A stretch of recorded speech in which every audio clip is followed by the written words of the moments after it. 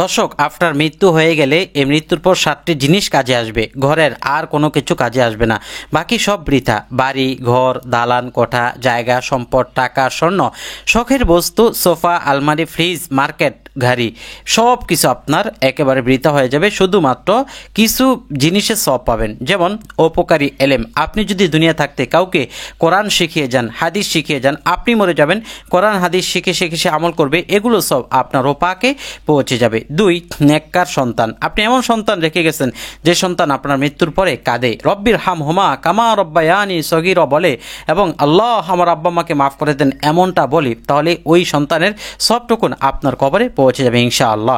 3 নম্বর, কোরআন শরীফ যা ওয়াকফ করেছেন। আপনি এমন কিছু কোরআনে কারিম মসজিদে দিয়ে গেছেন কিনে, অথবা মাদ্রাসায় দিয়ে গেছেন, এই জন্য আপনার এই কোরআন শরীফ বা কোরআন কারিম ওয়াকফ করার কারণে এর সওয়াবও ইনশাআল্লাহ পৌঁছে যাবে আপনার কবরে। এর জন্য আপনারা আপনাদের পাশের জায়গাও দিতে পারেন, আর যদি আপনি পাশে গিয়ে যদি দিতে না পারেন তাহলে আমার কাছেও দিতে পারেন, আমার মাদ্রাসায় কোরআন শরীফ ওয়াকফ করে দিতে পারেন, যাতে আমার ছাত্ররা পড়ালেখা করতে পারে।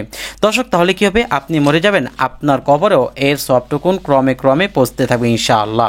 4 নম্বর, মসজিদ নির্মাণ করেছে যে ব্যক্তি, মসজিদ অথবা মাদ্রাসা। আপনি মসজিদ মাদ্রাসা নির্মাণ করে গেলে কবরে ঘুমিয়ে থাকবেন, শুয়ে থাকবেন, আর এগুলো সব আপনার পাকে পৌঁছতে থাকবে। অর্থাৎ যতদিন এই মসজিদ মাদ্রাসায় মানুষ পড়ালেখা করবে, নামাজ পড়বে, এগুলো সব আপনার কবরে পৌঁছবে। 5, এমন ঘর নির্মাণ করেছে যেখানে পথিক বা মুসাফির বিপদে আশ্রয় নেয়।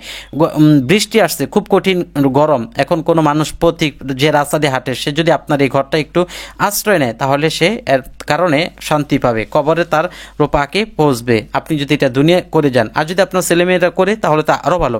6 নম্বর, নহর বা যে নহর যা সে খনন করে গেছে। আপনি দুনিয়া থাকতে কল, পুকুর, কুয়া এগুলো রেখে গেছেন, এখন আপনি মরে গেছেন, এই কল থেকে যত মানুষ পানি খাবে এগুলো সব আপনার উপাকে পৌঁছে যাবে। আল্লাহ পাক আমাদেরকে 6টি জিনিস রেখে যা তৌফিক দান করুক, এজন্য সকলে কমেন্টে লিখুন আমিন। ভালো লাগলে লাইক দিবেন, শেয়ার করবেন, আমল টিভি চ্যানেল সাবস্ক্রাইব করে পাশে থাকা বেল বাটনটি চেপে রাখবেন।